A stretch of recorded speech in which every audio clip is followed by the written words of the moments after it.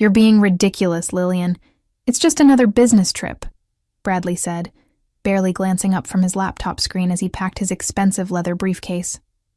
The dismissive tone in his voice made my stomach clench, but I forced myself to smile anyway. "My name is Lillian, and I'm 35 years old, living what most people would consider a comfortable life in Phoenix, Arizona. My husband Bradley works as a regional sales director for Nexora Labs, a pharmaceutical consulting company, while I manage our household and work part-time as a freelance graphic designer. For 8 years, we'd built what I thought was a solid marriage based on trust, shared goals, and mutual respect. Bradley traveled frequently for work, sometimes staying away for 3 or 4 days at a time, visiting clients across the Southwest. I never questioned it because his job provided us with a beautiful home in Scottsdale, 2 luxury cars, and enough financial security that I could pursue my creative passions without the pressure of a full-time corporate position. But lately, something felt different. Bradley had become more secretive about his phone, more dismissive when I asked about his trips, and strangely defensive whenever I mentioned wanting to visit him during one of his work conferences. When I suggested joining him for his upcoming Palm Springs conference, thinking it could be like a mini vacation for us, his reaction was immediate and harsh. "Absolutely not," he'd snapped. "This isn't a vacation, Lillian. I'll be in meetings from morning until night. You'd just be sitting alone in a hotel room, bored out of your mind." His words stung more than they should have. We used to travel together all the time when we were first married. He'd encourage me to come along on his shorter business trips, and we'd make little adventures out of them. Now, the idea seemed to genuinely irritate him. "I wouldn't mind," I'd said softly. "I could work on my designs, maybe explore the area while you're busy. We haven't had any time together lately." "The company doesn't pay for spouses," he'd replied curtly, shoving another shirt into his suitcase. "And frankly, I need to focus on work, not worry about entertaining you." The conversation had ended there, but the dismissal lingered in my chest like a bruise. When had I become such a burden to him? When had my presence shifted from welcome to unwelcome? Now, watching him pack for yet another 3-day trip to Palm Springs, I felt that familiar knot of unease tightening in my stomach. He moved with practiced efficiency, folding his best suits, packing his cologne, even including the expensive watch I'd given him for his last birthday. For a work conference, he seemed awfully concerned about his appearance. "Which hotel did you say you'd be staying at again?" I asked casually, pretending to organize some papers on my desk. "The same one as always," he replied without looking at me. "The Desert Palms Resort. You know, the one where the pharmaceutical conferences are usually held." I nodded, though something about his tone felt rehearsed. "And you'll be back Friday evening?" "Late Friday night, probably. Don't wait up." He zipped his suitcase closed with more force than necessary. "I really need this trip to go smoothly, Lillian. The company has been making some changes, and I need to prove my value to the regional clients." The way he emphasized need made me look up at him more carefully. Bradley was successful at his job, consistently one of the top performers in his division. What changes was he talking about? And why hadn't he mentioned them before? "Is everything okay at work?" I asked. "You seem more stressed about this trip than usual." For just a moment, something flickered across his face. Anxiety? Guilt? But it disappeared so quickly I might have imagined it. "Everything's fine. Just the usual corporate pressures. Nothing for you to worry about. Nothing for me to worry about." That phrase had become his standard response to any question about his work, his trips, or frankly, most aspects of our life together. When had he started treating me like a child who couldn't handle adult concerns? After he left for the airport that Thursday morning, I found myself wandering through our house, feeling strangely unsettled. The silence felt heavier than usual, and I couldn't shake the feeling that something was wrong. Bradley's behavior had been off for months now, but I'd attributed it to work stress, maybe a midlife adjustment period.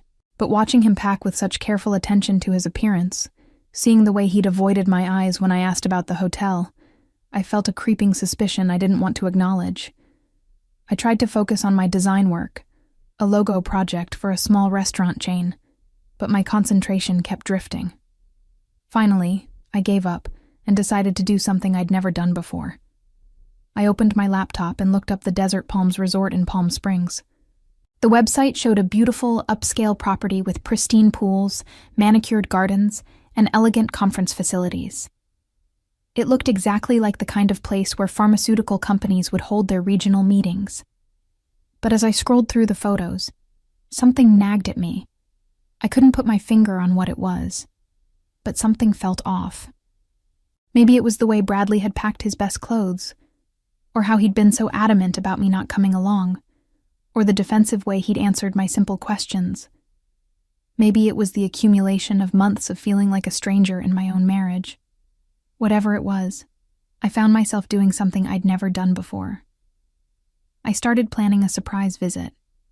The idea of surprising Bradley at his hotel felt both thrilling and terrifying. In 8 years of marriage, I'd never shown up unannounced during one of his business trips. I'd always respected his workspace, trusted his need for professional focus, and believed in giving him the independence he seemed to crave. But something had shifted in me over the past few months. A growing sense that the man I'd married was becoming a stranger, and I needed to understand why. Friday morning, I found myself standing in front of my closet, trying to decide what to wear for the 3-hour drive to Palm Springs. I settled on a casual but flattering sundress, something that would transition well from travel to dinner, assuming Bradley would be free to spend the evening with me. My hands shook slightly as I packed an overnight bag, and I had to keep reminding myself that this was my husband, that showing up to surprise him shouldn't feel like such a risk. The drive through the Arizona desert gave me too much time to think. I kept rehearsing what I'd say when I found him, imagining his surprise smile, the way he'd probably laugh and shake his head at my spontaneity. "You're crazy," he'd say, but in the fond way he used to when we were first dating. We'd have dinner together, maybe spend some time by the pool, and I'd remember why I'd fallen in love with him in the first place. But another part of my mind, a part I tried to silence, kept whispering darker possibilities. What if he wasn't alone? What if there was a reason he'd been so insistent that I not come? What if the growing distance between us wasn't just about work stress? I pushed those thoughts away and focused on the road ahead, the desert landscape shifting from scrubby brown to the green oasis of Palm Springs.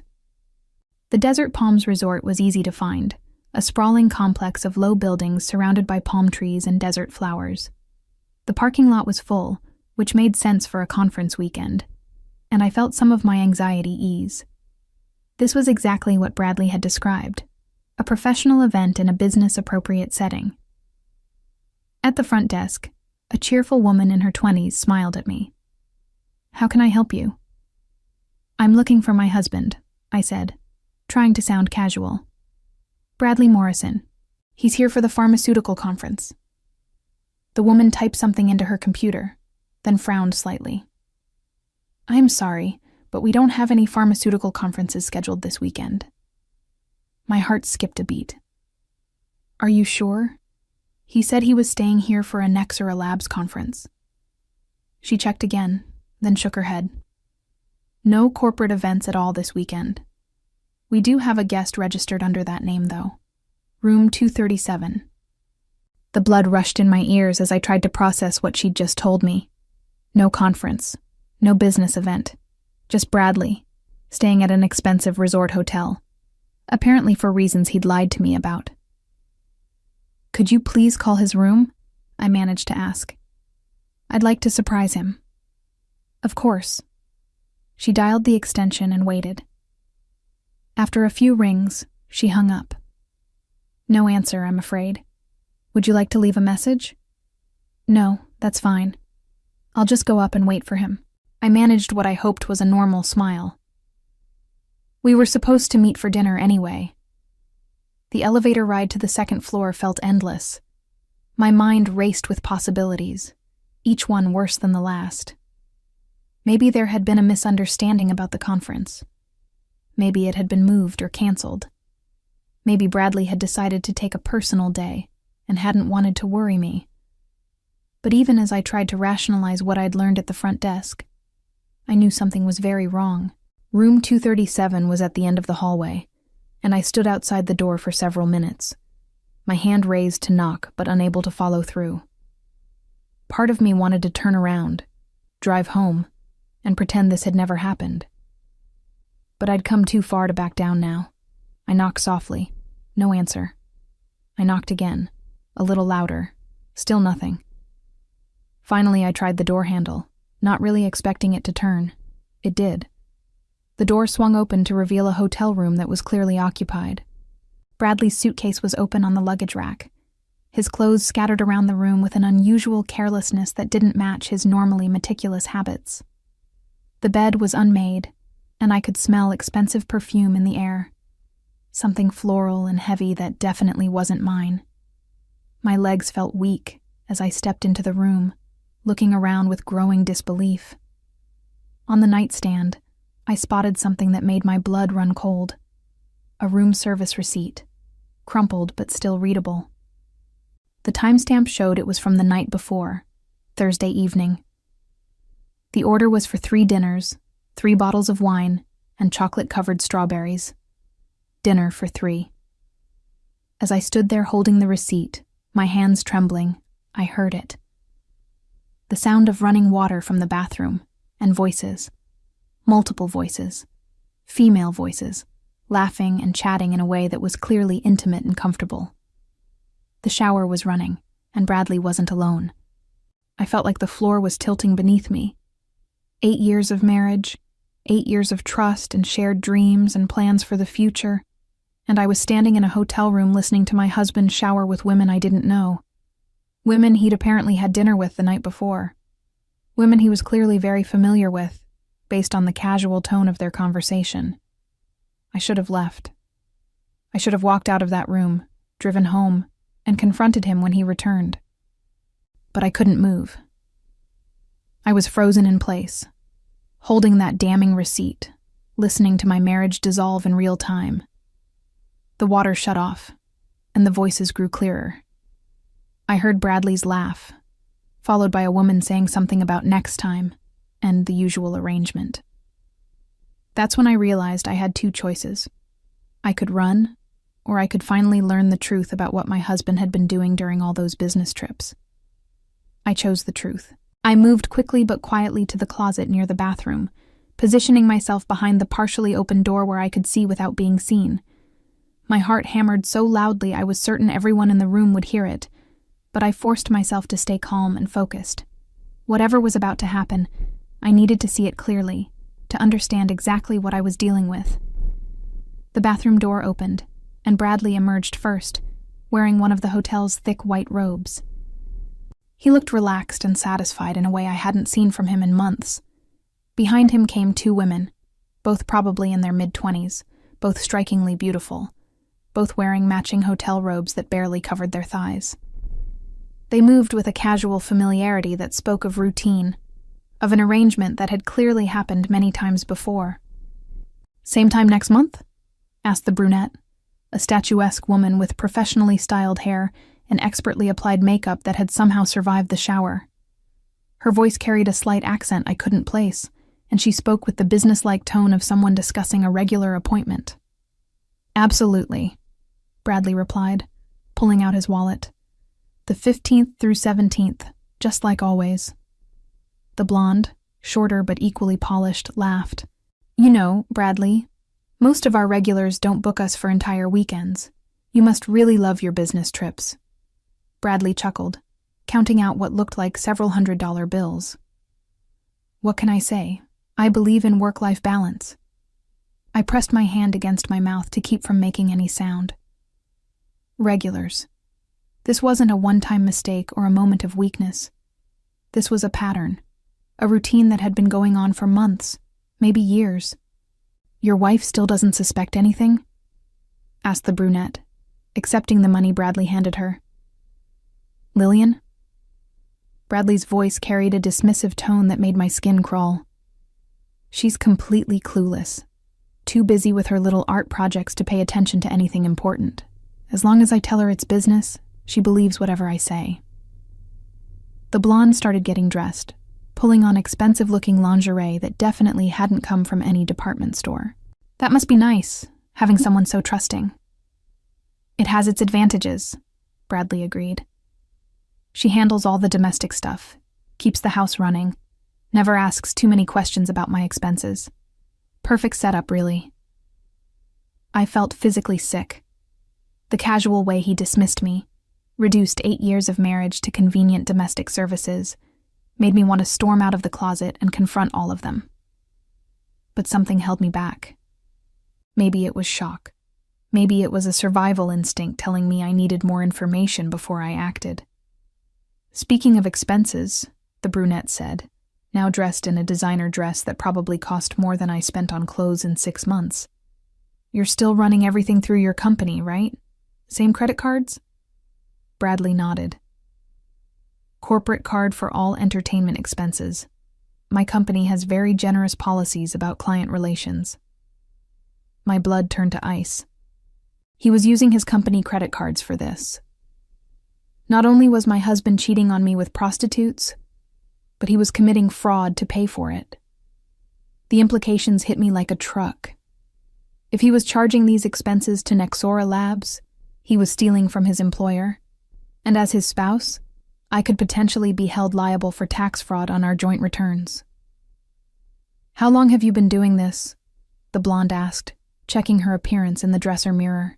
About 3 years now, Bradley replied casually. Started with just local arrangements, but the out-of-town trips are so much better. More discreet, and the company pays for the hotel anyway. 3 years. He'd been systematically lying to me, cheating on me, and committing corporate fraud for 3 years. Every business trip, every conference, every time he'd brushed off my questions or insisted I couldn't come along, he'd been protecting this elaborate deception. Well, it's been lovely as always, the brunette said, gathering her purse. Same girls next month, or do you want to try someone new? You two are perfect, Bradley assured them. Why change what works? They exchanged air kisses like old friends, and I watched in horror as my husband casually discussed his next appointment with these women as if he were scheduling a business meeting. The casual nature of it all, the routine familiarity, the complete absence of guilt or shame in his demeanor, told me everything I needed to know about who Bradley really was. After the women left, Bradley moved around the room with practiced efficiency, gathering the scattered clothes, straightening the bed, and opening the windows to air out the perfume smell. He was obviously experienced at covering his tracks, at eliminating evidence of what had happened here. How many times had he done this exact routine? How many lies had he told me over the years? I remained hidden in the closet, barely breathing, as I watched him prepare to return to his normal life, to come home to me with stories about boring conferences and difficult clients. The man I'd thought I knew, the man I'd built a life with, was a complete stranger. Worse than a stranger, he was a criminal who had been using our marriage as cover for his illegal activities. But as I watched him methodically erase the evidence of his betrayal, something shifted inside me. The initial shock and devastation began to crystallize into something else entirely. Cold, calculating anger. Bradley thought I was clueless, too trusting, too naive to figure out what he was really doing. He thought he could continue this charade indefinitely, stealing from his company, lying to me, and treating our marriage like a convenient facade. He was about to learn how wrong he was. I waited until he went into the bathroom to shower again. Then I quietly slipped out of the closet and began taking photos with my phone. The rumpled bed, the room service receipt still lying on the nightstand, the champagne glasses still sitting on the dresser. I photographed everything, making sure to capture the room number, the timestamp on the receipt, any evidence that would prove what had happened here. Then I slipped out of the room and headed for the elevator, my mind already working on my next steps. Bradley had made a crucial mistake when he assumed I was too stupid to figure out his game. But I wasn't the naive woman he thought he'd married. I was about to become his worst nightmare. The real question wasn't whether I was going to expose him. The question was how much damage I was going to do on my way out. I drove home from Palm Springs in a strange state of focused calm that surprised me. The 3-hour journey gave me time to process what I'd witnessed and begin formulating a plan. By the time I pulled into our driveway in Scottsdale, I knew exactly what I needed to do, and the first step was gathering evidence. Bradley wouldn't be home until late that night, which gave me several hours to search through our financial records without interruption. I'd never paid much attention to the details of our joint accounts or his business expenses, trusting him to handle the financial side of our marriage, while I focused on my design work and managing our household. That trust, I now realized, had been a massive mistake. I started with our home office, a room I rarely entered since Bradley had claimed it as his private workspace years ago. His desk was meticulously organized, with neat stacks of business papers and expense reports filed in labeled folders. As I began going through the documents, a pattern quickly emerged that made my stomach churn. The corporate credit card statements told a story I'd never imagined.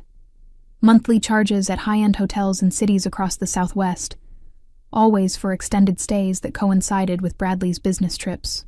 Restaurant bills for expensive dinners that were always charged for multiple people, sometimes as many as 4 or 5 guests. Charges at luxury spas, expensive boutiques, even jewelry stores, all categorized as client entertainment or business development expenses. But it was the consulting service charges that made the picture crystal clear. Monthly payments ranging from $2,000 to $5,000 to companies with names like Executive Wellness Solutions, Premier Client Services, and Sunshine Hospitality Consultants. The amounts were staggering, and when I added them up over the past 3 years, the total came to over $85,000 in fraudulent expenses. My hands were shaking as I photographed each document with my phone, creating a comprehensive record of Bradley's systematic theft from his employer. This wasn't just adultery. This was felony embezzlement on a massive scale. And because we filed joint tax returns, I could potentially be held liable as an accomplice if the authorities decided I should have known about the fraud. I moved to Bradley's computer next, surprised to find it wasn't password protected. His overconfidence in my supposed ignorance had made him careless about security. His email revealed even more damning evidence: correspondence with escort agencies, detailed arrangements for his monthly business trips, and casual discussions about services and prices that read like ordering from a catalog. One email chain particularly caught my attention. It was from 6 months ago, between Bradley and someone named Jasmine, who appeared to be a booking coordinator for one of the escort services. Bradley had been complaining about having to be more creative with his expense categorizations because his company had started requiring more detailed justifications for entertainment expenses. "Don't worry about it," Jasmine had replied. "We can provide you with detailed consulting invoices that will pass any audit. Our clients in corporate positions need discretion, and we're very good at providing the right paperwork." The escort service was actively helping him commit fraud, providing fake invoices and consultation agreements that would allow him to steal from his employer while covering his tracks. This wasn't just personal betrayal. This was organized criminal activity that had been going on right under my nose for years. As I continued searching through his files, I found something that made my blood run cold. A detailed budget spreadsheet that showed exactly how much money Bradley was stealing each month and how he was using it. The amounts weren't just for the escort services themselves. He was padding his expense reports with fake meals, fictional client gifts, and inflated hotel charges, skimming thousands of extra dollars each month that went into a separate bank account I'd never known existed. The secret account statements showed a balance of over $40,000. Money he'd been systematically stealing from Nexora Labs and hiding from me.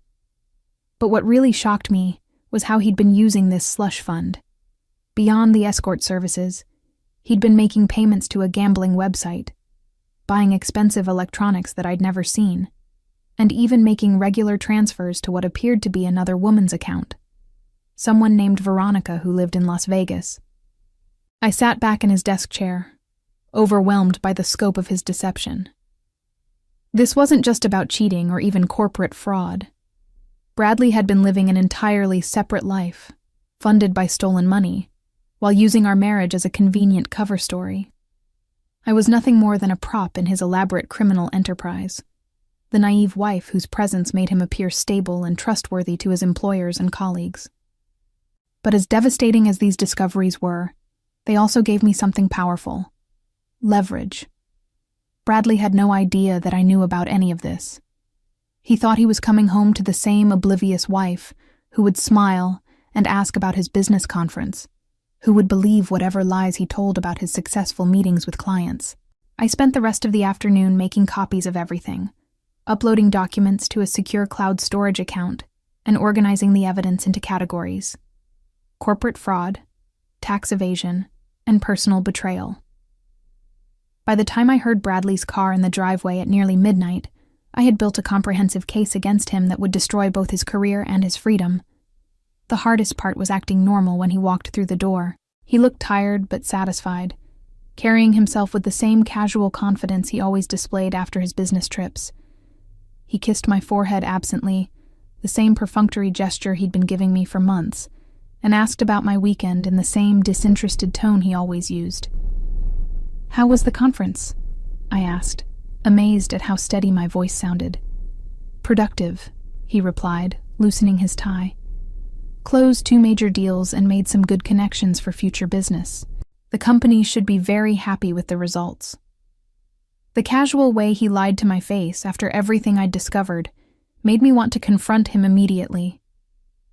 But I forced myself to smile and nod, to play the role of the trusting wife for just a little longer. I needed more than evidence.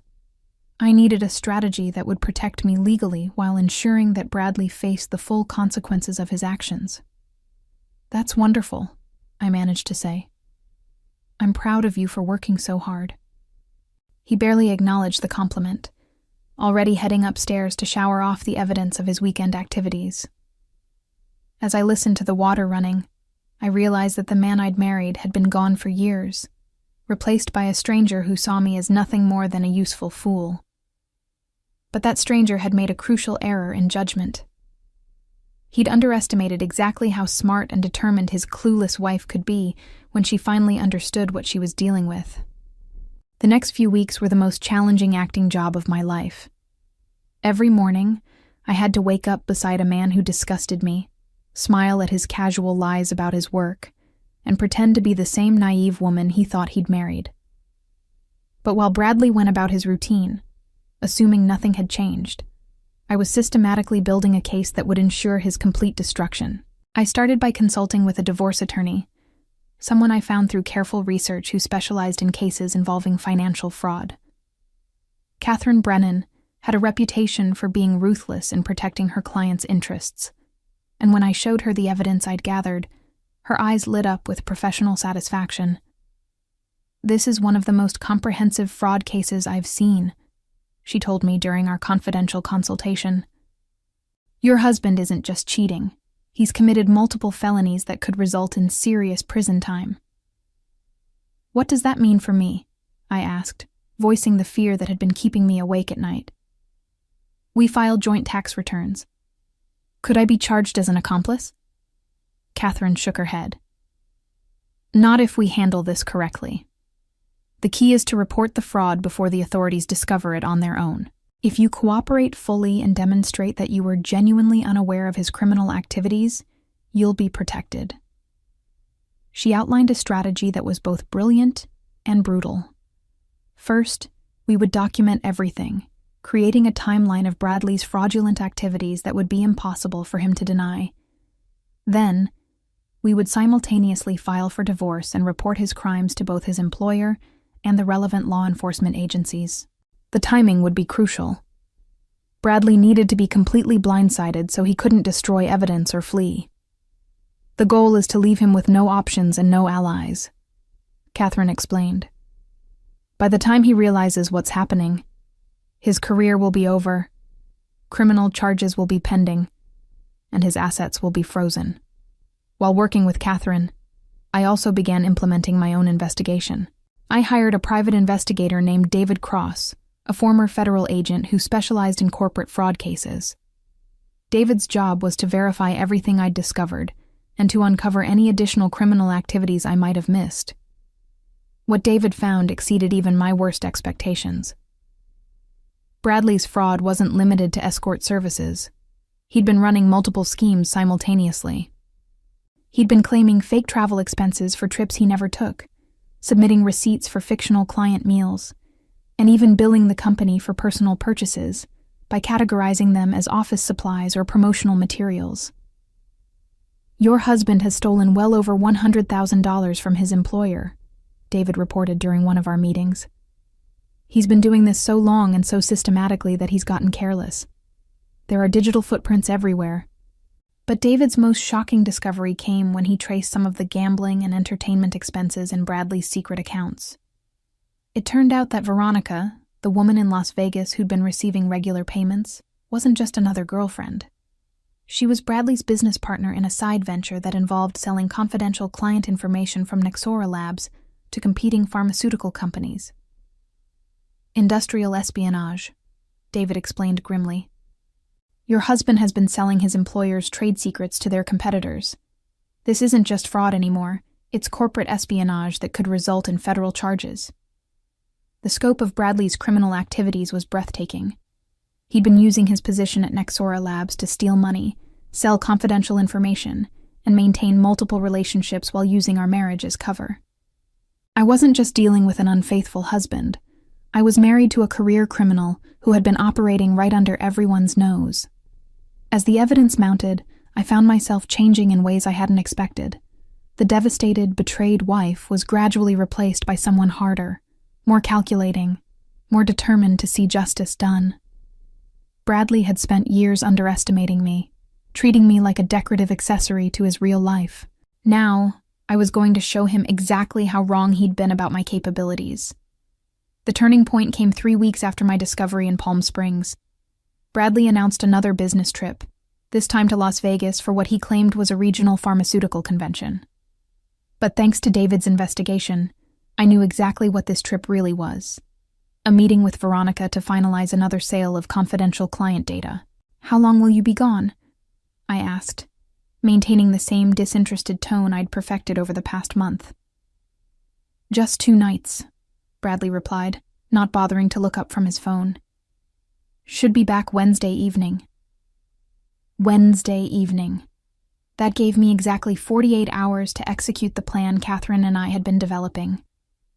While Bradley was in Las Vegas committing fresh crimes with his accomplices, I would be systematically dismantling his entire life. The night before he left, I watched him pack with the same careful attention to appearance that had first aroused my suspicions. But now I knew exactly why he took such care with his clothes and grooming. He wasn't just meeting clients. He was maintaining relationships with criminal partners and escort services, all of whom expected him to look the part of a successful pharmaceutical executive. "Be safe," I told him as he loaded his suitcase into his car Tuesday morning, and I meant it in a way he couldn't possibly understand. I wanted him safe until I could destroy him properly. As soon as his car disappeared around the corner, I put our plan into motion. Catherine had already prepared all the legal documents we would need: divorce papers citing adultery and fraud, court orders to freeze Bradley's accounts, and detailed reports to submit to law enforcement. David had organized all his investigative findings into a comprehensive package that would make prosecution inevitable. My first call was to Nexora Labs' corporate security department. I'd researched the company thoroughly and knew they took fraud very seriously, especially when it involved the theft of client information. The security director, a woman named Patricia Valdez, agreed to meet with me that afternoon after I explained that I had evidence of systematic embezzlement by one of their regional directors. The meeting was surreal. I sat in a sterile corporate conference room, surrounded by executives and security personnel, while I methodically destroyed my husband's career with documents and recordings I'd gathered from his own office. Patricia and her team listened in growing amazement as I laid out the full scope of Bradley's criminal activities. "This is one of the most comprehensive fraud cases we've ever seen," Patricia said, echoing Catherine's earlier assessment. "We'll need to involve federal authorities immediately, especially given the industrial espionage component." By Tuesday evening, the trap was set. Federal agents were preparing warrants. Nexora Labs was freezing Bradley's corporate accounts, and Catherine had filed papers that would freeze our joint assets to prevent him from hiding stolen money. Bradley had no idea that his entire world was about to collapse, that his carefully constructed criminal enterprise was unraveling while he celebrated with his accomplices in Las Vegas. Wednesday morning arrived with the crisp clarity of a perfect Arizona day, and I felt more focused and determined than I had in years. While Bradley was undoubtedly enjoying what he thought was another successful criminal venture in Las Vegas, completely unaware that his world was about to implode, I was putting the finishing touches on his destruction. The federal agents arrived at our house at exactly 9 a.m., armed with search warrants and accompanied by investigators from Nexora Labs' security team. Leading the group was Agent Sarah Chen, a specialist in white-collar crime who had reviewed all the evidence I'd provided and deemed it sufficient for multiple felony charges. "Mrs. Morrison," Agent Chen said, as I let them into our home, "we want to thank you for your cooperation in this investigation. Your evidence has been invaluable in building our case against your husband." Watching federal agents systematically search through Bradley's office, seizing computers, documents, and financial records, felt like vindication for all the years I'd been dismissed and taken for granted. Every file folder they bagged as evidence, every hard drive they confiscated, represented another nail in the coffin of Bradley's arrogance. David Cross arrived shortly after the agents, carrying additional evidence he'd gathered during his surveillance of Bradley's Las Vegas activities. His report confirmed what we'd suspected. Bradley was indeed meeting with Veronica and had sold another batch of confidential client information to a competing pharmaceutical company. "We have photographs of the meeting, recordings of their conversations, and documentation of the payment," David informed Agent Chen. "Your husband received $50,000 for the latest batch of stolen data." $50,000. As I listened to David's report, I realized that Bradley had been making more money from his criminal activities than from his legitimate salary. Our entire lifestyle, everything I'd thought was the result of his professional success, had been built on theft and fraud. Catherine arrived at noon with the final legal documents, including a comprehensive divorce filing that would ensure I received maximum protection from Bradley's criminal liabilities, while securing my fair share of any legitimate assets we'd acquired during our marriage. "The timing is perfect," she told me as we reviewed the papers. "By filing simultaneously with the criminal investigation, we're demonstrating your complete cooperation with authorities while protecting your legal interests." But the most satisfying moment came when Patricia Valdez from Nexora Labs called to inform me that Bradley's corporate credit cards had been suspended and his access to company systems had been terminated. "We've also discovered that your husband was scheduled for a performance review next week, where he was going to be promoted to Senior Regional Director," Patricia said. The promotion would have given him access to even more confidential information and increased his expense account limits. The irony was perfect. Bradley had been on the verge of the biggest promotion of his career, a position that would have allowed him to steal even more money and sensitive information. But his arrogance and overconfidence had led him to destroy it all instead. As the day progressed, I found myself in the strange position of feeling genuinely excited for the first time in months. For years, I'd felt like I was slowly disappearing in my own marriage, becoming smaller and less significant as Bradley's dismissive treatment eroded my self-worth. But now, as I watched his carefully constructed criminal empire crumble through my actions, I felt powerful and vindicated. The call I'd been waiting for came at 4 p.m. Bradley's voice on the other end of the line sounded confused and slightly panicked, a tone I'd never heard from him before. "Lillian, something's wrong with my corporate cards," he said without preamble. "They're all being declined, and I can't access my company email." I took a deep breath, savoring the moment I'd been planning for weeks. "That's probably because Nexora Labs has suspended your accounts pending a fraud investigation." The silence on the other end of the line stretched so long, I thought the call had disconnected. When Bradley finally spoke, his voice was barely above a whisper. "What are you talking about?" I'm talking about the $85,000 you've stolen from your employer over the past 3 years, I said calmly. I'm talking about the escort services you've been billing as business expenses. I'm talking about the confidential information you've been selling to competing companies. Should I continue? Another long silence. When Bradley spoke again, his voice had shifted from confusion to anger. You don't know what you're talking about, he said, but the bluster in his tone couldn't hide his fear. You don't understand how business works. I understand enough to know that you're a criminal, I replied evenly. I also understand that federal agents are currently searching our house, that your employer has fired you, and that you're facing multiple felony charges that could send you to prison for decades. I heard Bradley's sharp intake of breath, followed by what sounded like him dropping his phone. When he came back on the line, his voice was pleading in a way I'd never heard before. Lillian, we need to talk. There are things you don't understand, explanations I can give you. Come to Las Vegas, and we can work this out together. I've already worked it out, I told him. I've filed for divorce, I've reported your crimes to the authorities, and I've protected myself from your criminal liabilities. There's nothing left to discuss. You can't do this to me. Bradley's voice cracked with desperation.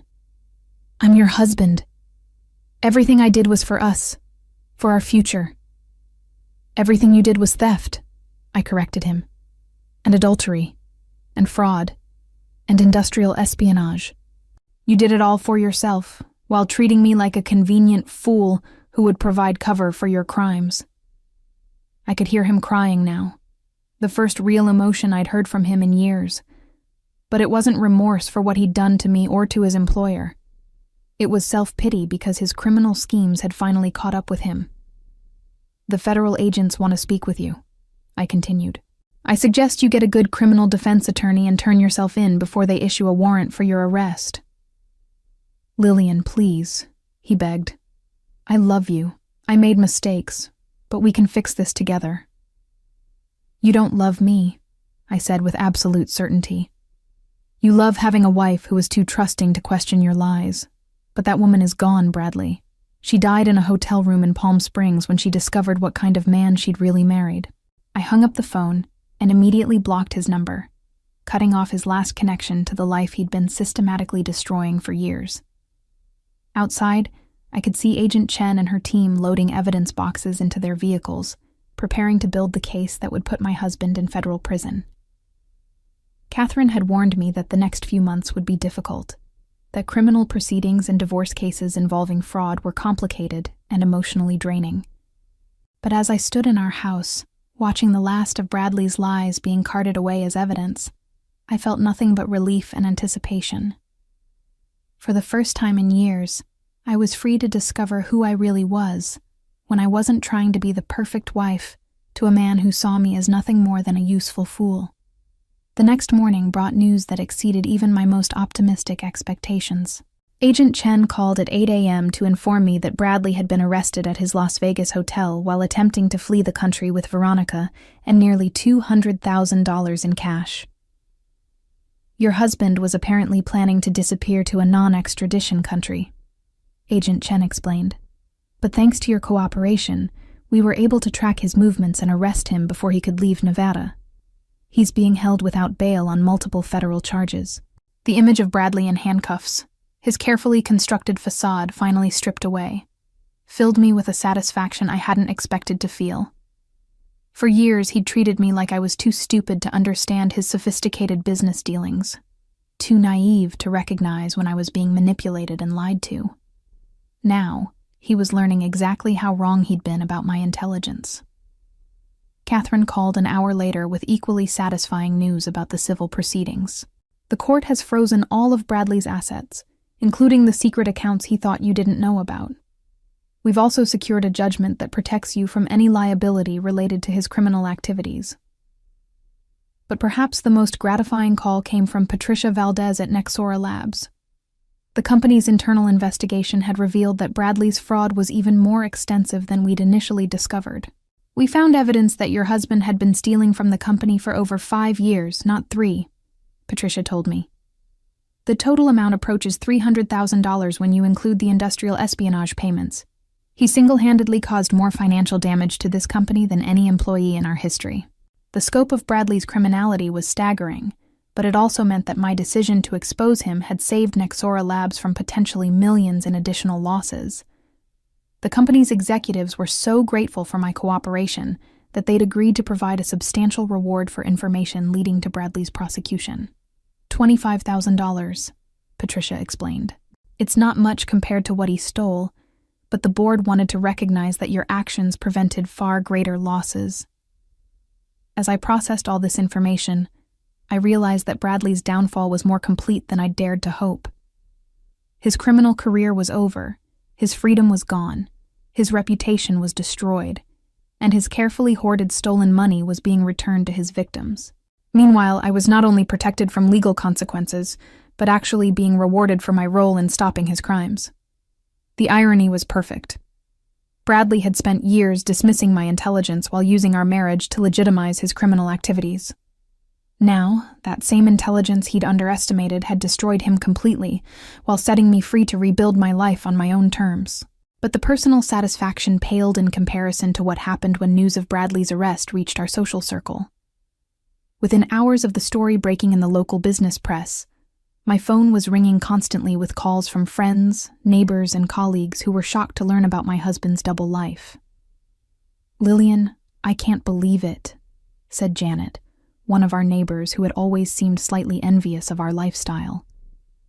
"Bradley always seemed so successful, so stable. How did you not know what he was doing?" The question stung because it implied that I should have known, that a good wife would have been more suspicious of her husband's activities. But I'd learned enough about manipulation and abuse during my consultations with Catherine to recognize the victim-blaming inherent in such questions. "Bradley was very skilled at deception," I replied calmly. "He spent years building an elaborate facade specifically designed to hide his criminal activities. I trusted him because that's what spouses do in healthy marriages." What surprised me was how many people emerged with their own suspicions about Bradley that they'd never shared with me. My friend Carol admitted that she'd always thought it was strange how often Bradley traveled for work. My graphic design colleague Marcus mentioned that he'd wondered how we could afford our lifestyle on Bradley's stated salary. Even my hairstylist revealed that she'd found Bradley's behavior inappropriate during my appointments, the way he'd dismiss my opinions and talk about me like I wasn't there. "We all notice things," Carol said during one of our conversations. "But nobody wanted to say anything because you seemed happy, and it wasn't our place to interfere in your marriage." The revelation that multiple people in my life had harbored doubts about Bradley but stayed silent was both validating and frustrating. It confirmed that his behavior had been obviously problematic to outside observers, but it also showed how isolation works in abusive relationships. Bradley had successfully created an environment where I doubted my own perceptions, while others who might have supported me stayed quiet out of politeness. But those same people were now eager to offer support and admiration for my role in exposing Bradley's crimes. The woman who had been dismissed as naive and clueless was suddenly being praised for her intelligence and courage in bringing down a sophisticated criminal operation. "You're amazing," said my former college roommate Sarah when she called after seeing the news. "I always knew you were smart, but taking down your own husband's criminal empire? That takes serious guts." The praise felt good, but what felt even better was the growing realization that I was free to become whoever I wanted to be, without Bradley's constant dismissive presence in my life. For years, I'd shrunk myself to fit his image of the perfect, supportive wife, sublimating my own ambitions and interests to maintain his comfort. Now, with that pressure gone, I was rediscovering parts of myself I'd forgotten existed. I started with small changes. I rearranged our house to reflect my tastes rather than Bradley's, removing the expensive art he'd chosen and replacing it with pieces that actually spoke to me. I cleared out his office and converted it into a proper design studio where I could work on expanding my freelance business.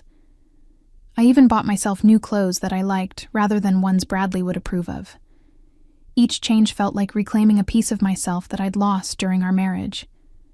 2 months after Bradley's arrest, I received an unexpected phone call that would lead to one of the most satisfying moments of my entire revenge. The caller was investigative journalist Rebecca Torres from the Phoenix Business Journal, who was working on a comprehensive exposé about corporate fraud in Arizona's pharmaceutical industry. "Mrs. Morrison, I've been following your husband's case, and I'd like to interview you about your role in exposing his crimes," Rebecca explained.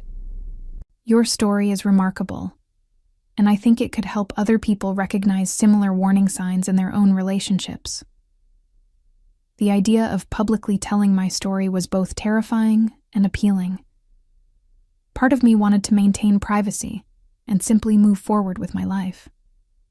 But another part, the part that had been dismissed and underestimated for years, wanted the world to know exactly how I'd brought down Bradley's criminal empire.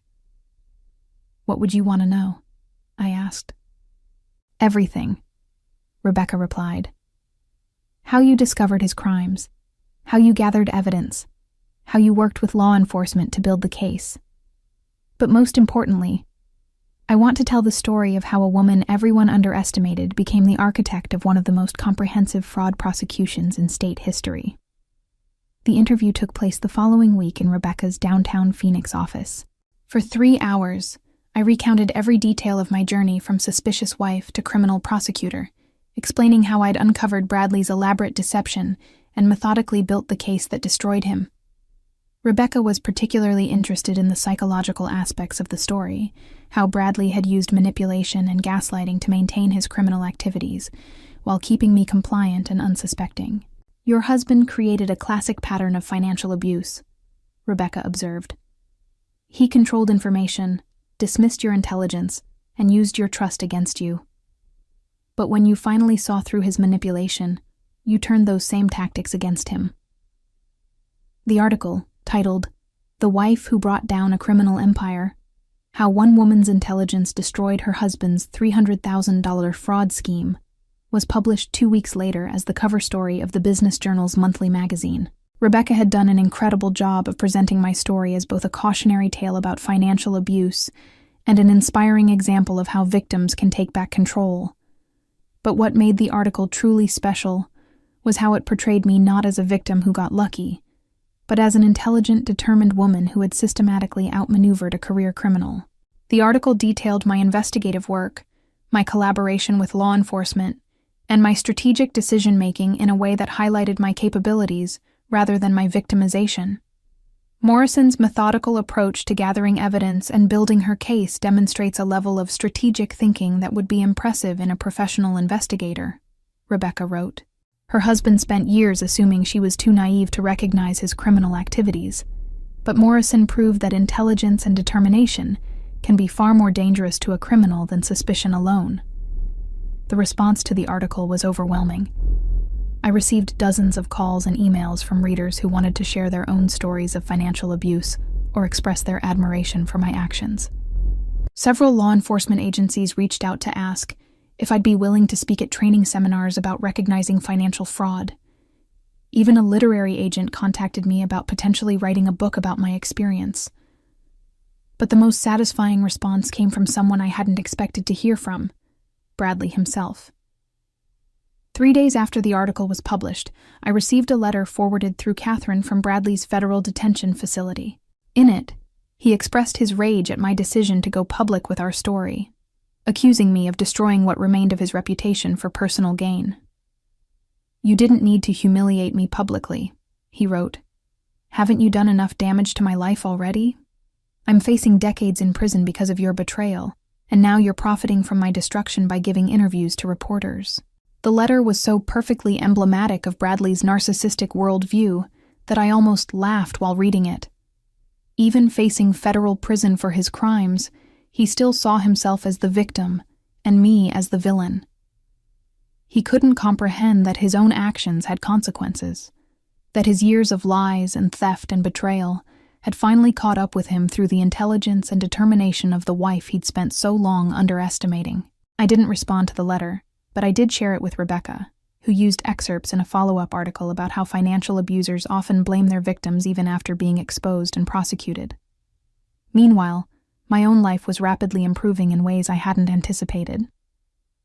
The publicity from Rebecca's article had brought me several new high-profile design clients, including 2 pharmaceutical companies who were impressed by my role in exposing corporate fraud. My business was growing faster than it ever had during my marriage, partly because I no longer had to structure my work around Bradley's travel schedule and social obligations. I also received an unexpected job offer from Nexora Labs themselves. Patricia Valdez contacted me about a position in their corporate security department, working specifically on fraud prevention and employee education. Your investigative skills and understanding of how financial fraud operates would be invaluable to our security team, Patricia explained during our meeting. Plus, having someone with your experience help develop training programs would send a strong message about our commitment to preventing future incidents. The irony of being offered a job by the company Bradley had stolen from was too perfect to pass up. I accepted the position, which came with a substantial salary increase and excellent benefits, along with the satisfaction of knowing that I was now being paid to prevent the kind of crimes my ex-husband had committed. As I cleaned out the last of Bradley's belongings from our house, preparing to fully claim the space as my own, I found myself reflecting on how completely our situations had reversed. Bradley was sitting in a federal detention center, facing decades in prison, with his reputation destroyed and his assets seized. Meanwhile, I was starting a new career, expanding my business, and discovering capabilities I hadn't known I possessed. The woman he'd dismissed as too naive to understand sophisticated business dealings was now being paid to teach sophisticated business professionals how to recognize and prevent financial fraud. 6 months after Bradley's arrest, I found myself sitting in a federal courthouse, watching my former husband plead guilty to multiple felony charges in what prosecutors called one of the most comprehensive white-collar crime cases in Arizona history. The man who had once dismissed my intelligence and treated me like a decorative accessory was now wearing prison orange and being led away in shackles. The sentencing hearing was scheduled for the following month, but Bradley's attorney had already informed the court that his client was facing between 15 and 25 years in federal prison. The plea agreement required him to pay full restitution to Nexora Labs and surrender all assets derived from his criminal activities, including the secret accounts he'd thought I'd never discover. Judge Patricia Whitman, who was presiding over the case, made several remarks during the hearing that filled me with vindication. Mr. Morrison's crimes were not impulsive acts, but rather a systematic pattern of theft and fraud that continued for years, she said. The defendant showed a callous disregard not only for his employer's trust, but for the welfare of his own wife, who could have faced serious legal consequences for his criminal activities. As I watched Bradley accept responsibility for his crimes, I couldn't help but remember the condescending way he used to explain why I couldn't understand his work, how he dismissed my questions about his expenses and travel as naive interference in sophisticated business matters. The man who had spent years telling me I was too simple to grasp complex financial concepts was now admitting to federal judges that he was a criminal who had defrauded his employer of hundreds of thousands of dollars. After the hearing, Agent Chen approached me in the courthouse hallway with news that provided the final piece of satisfaction I needed. Veronica, your husband's accomplice in Las Vegas, has agreed to cooperate fully with our investigation, she informed me. Her testimony revealed that Bradley had been planning to expand his operations, potentially recruiting other pharmaceutical executives to sell confidential information. Your actions didn't just stop his existing crimes, they prevented a much larger criminal conspiracy. The realization that I had prevented Bradley from corrupting other people, from turning his individual criminality into an organized conspiracy, made me feel proud in a way I hadn't expected. My decision to investigate my suspicions and methodically build a case against him had protected not just Nexora Labs, but potentially the entire pharmaceutical industry from a sophisticated espionage ring. Catherine, who had handled my divorce with the same ruthless efficiency she'd applied to protecting my legal interests, delivered the final blow to Bradley's remaining arrogance. The divorce settlement, which had been finalized the previous month, left me with the house, both cars, and most of our legitimate assets, while Bradley was left with nothing but his legal debts and restitution obligations. He tried to argue that you should share responsibility for his legal fees since you were the one who reported his crimes, Catherine told me with obvious satisfaction. The judge literally laughed at his attorney, and said that expecting a crime victim to pay for her abuser's defense was the most ridiculous request he'd heard in 20 years on the bench. But perhaps the most satisfying development was how my professional life had evolved since Bradley's downfall. My position at Nexera Labs had led to consulting opportunities with other corporations, speaking engagements at business conferences, and invitations to serve on panels about fraud prevention and corporate security. The woman Bradley had dismissed as too naive to understand business was now recognized as an expert in identifying and preventing financial crimes. Last month, I was invited to speak at the National Association of Corporate Security Professionals annual conference in Denver, where I presented a case study based on my experience with Bradley's fraud scheme.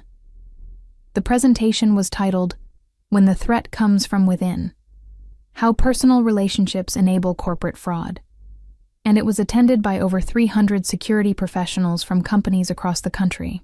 Standing on that stage, explaining to an audience of experts how I had methodically uncovered and documented a sophisticated fraud scheme, I felt a sense of accomplishment that had nothing to do with revenge and everything to do with recognizing my own capabilities. Bradley had spent years convincing me that I was intellectually inferior to him, that my contributions to our marriage were limited to domestic support and emotional labor. But in bringing down his criminal enterprise, I had demonstrated investigative skills, strategic thinking, and professional competence that impressed law enforcement agents, corporate executives, and security professionals. The speaking engagement also led to an unexpected personal development. During the conference, I met David Harrison, a security consultant from Seattle who had been working on a similar case involving a pharmaceutical executive who had been stealing trade secrets. David was intelligent, ethical, and refreshingly straightforward in his communication. Everything that Bradley had pretended to be, but never actually was. Our conversations during the conference revealed that we had similar interests in fraud prevention and corporate security, but also that we both valued honesty and mutual respect in ways that my marriage had never provided. When David suggested that we stay in touch professionally, and possibly personally, I realized that I was finally ready to consider what healthy relationships might look like. 3 weeks later, David flew to Phoenix for what started as a business consultation, but evolved into something much more personal. For the first time in years, I found myself in conversation with a man who listened to my ideas, respected my expertise, and treated my intelligence as an asset rather than a threat. "You know," David said over dinner at one of my favorite restaurants, "reading about your case was what convinced me that civilian investigators can sometimes be more effective than professional ones. You had insights into your husband's behavior that no external investigator could have developed." The compliment meant more to me than David could have realized. After years of having my perceptions dismissed and my intelligence minimized, being recognized as a skilled investigator by someone whose professional opinion I respected felt like the final validation I needed. Bradley faced the inevitable consequences of his systematic betrayal and criminal behavior, spending the next 2 decades in federal prison, while his reputation remained permanently destroyed throughout the pharmaceutical industry.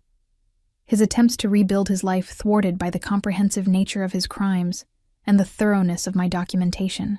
His former colleagues, friends, and family members learned the full scope of his deception through court records and news coverage, leaving him isolated and despised by everyone who had once respected him, while his financial obligations to Nexera Labs and other victims ensured that he would emerge from prison with nothing to show for his years of theft and fraud. As I looked toward my future, working in corporate security, building new relationships based on honesty and mutual respect, and finally understanding my own strength and intelligence, I realized that exposing Bradley's crimes hadn't just been about revenge or justice. It had been about reclaiming my own identity and discovering capabilities I never knew I possessed, proving that sometimes the most devastating response to betrayal is simply refusing to remain the person someone else tried to make you become.